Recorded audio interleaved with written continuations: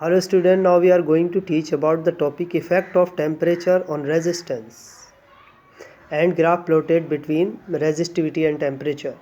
We know the value of resistance increases with rise in temperature for metal.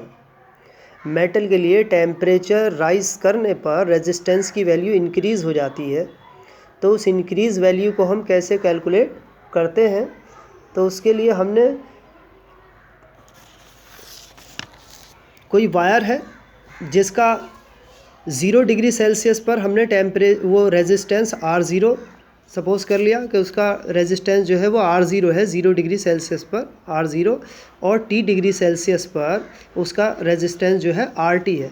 तब RT की value calculate करने के लिए हम इस फार्मूले का यूज़ करते हैं, RT = R0 1 के अल्फ़ा T। यहाँ से हम अल्फ़ा की वैल्यू सेपरेट कर लें। अल्फ़ा जो है कांस्टेंट है जिसे हम टेम्परेचर कोफिशिएंट ऑफ रेजिस्टेंस कहते हैं। अब अल्फ़ा की वैल्यू हमने यहाँ से सेपरेट कर ली, तो सेपरेट करने के बाद ये आ जाती है RT - के R0 upon R0 into T।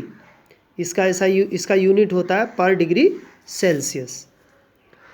तो temperature coefficient of resistance is defined as the increase in resistance per unit original resistance per degree rise of temperature.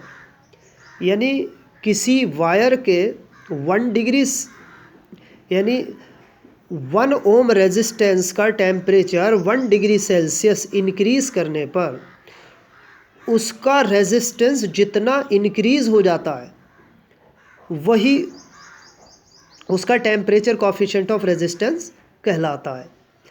अब ये जो अल्फ़ा है इसकी वैल्यू मेटल के लिए पॉजिटिव होती है और सेमीकंडक्टर और इंसुलेटर के लिए इसकी वैल्यू जो है वो निगेटिव होती है, क्योंकि मेटल यानी कंडक्टर में टेम्परेचर इंक्रीज़ करने पर रेजिस्टेंस जो है वो इंक्रीज़ होता है, तो इसलिए अल्फ़ा की वैल्यू क्या होती है, पॉजिटिव होती है।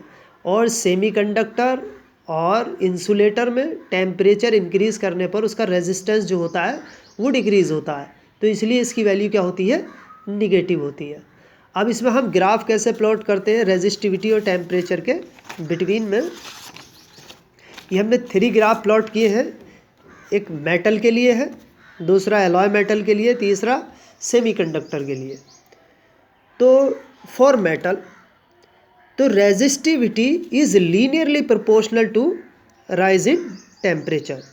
टेम्परेचर के राइज करने पर वो जो राइज होती है उसकी रेजिस्टिविटी, उसका प्रोपोर्शन क्या होता है, लीनियरली प्रोपोर्शन। यानी resistivity is linearly proportional to temperature.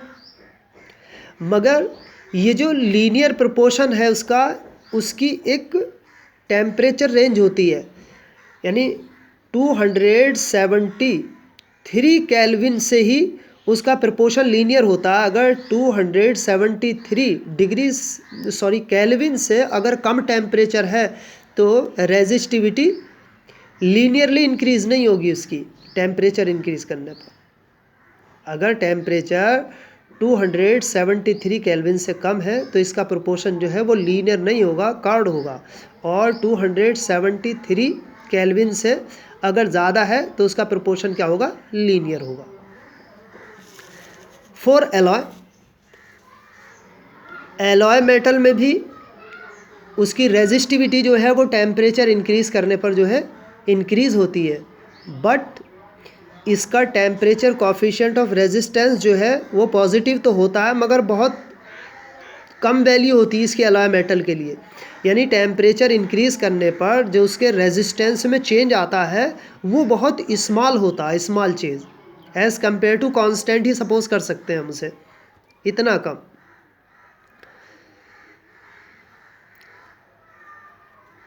जैसे अब यहाँ 0 केल्विन पर तो ये था इसका रेजिस्टेंस, और अब T केल्विन पर हमने ये लिया तो इसमें बहुत थोड़ा सा इंक्रीज़ हुआ है इसके रेजिस्टेंस में टेम्परेचर इंक्रीज़ करने पर, क्योंकि इसका टेम्परेचर कोफिशिएंट ऑफ रेजिस्टेंस जो है वो बहुत कम है। इसीलिए हम इसके स्टैंडर्ड रेजिस्टेंस वायर बनाते हैं एलॉय मेटल के, जैसे कॉन्स्टेंटन, मैग्नीन, यूरेका, इसके स्टैंडर्ड रेजिस्टेंस वायर बनाए जाते हैं क्योंकि इनका टेम्परेचर कोफिशिएंट ऑफ रेजिस्टेंस बहुत कम होता है और इनकी रेजिस्टिविटी हाई होती है।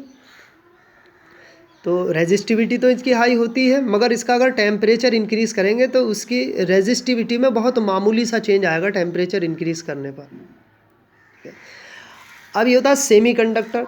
सेमीकंडक्टर जो होता है उसका टेम्परेचर इंक्रीज़ करने पर उसकी रेजिस्टिविटी क्या होती है, डिक्रीज़ हो जाती है उसकी रेजिस्टिविटी। क्यों?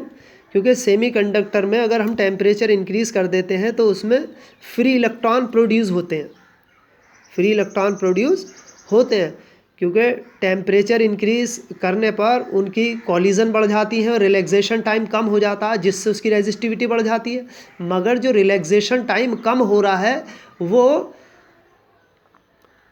नंबर डेंसिटी ऑफ इलेक्ट्रॉन के कंपैरिजन में कम है, क्योंकि नंबर डेंसिटी ऑफ इलेक्ट्रॉन ज़्यादा प्रोड्यूस हो रहे हैं टेम्परेचर इंक्रीज़ करने पर। यानी फ्री इलेक्ट्रॉन जो है वो ज़्यादा प्रोड्यूस हो रहे हैं टेम्परेचर इंक्रीज़ करने पर, उतना रिलैक्सेशन टाइम कम नहीं हो रहा। तो ओवरऑल इसकी रेजिस्टिविटी जो है वो कम हो जाती है टेम्परेचर इंक्रीज़ करने पर। मगर इसका प्रोपोर्शन जो है वो लीनियर नहीं होता, कर्व्ड होता है इस तरह से।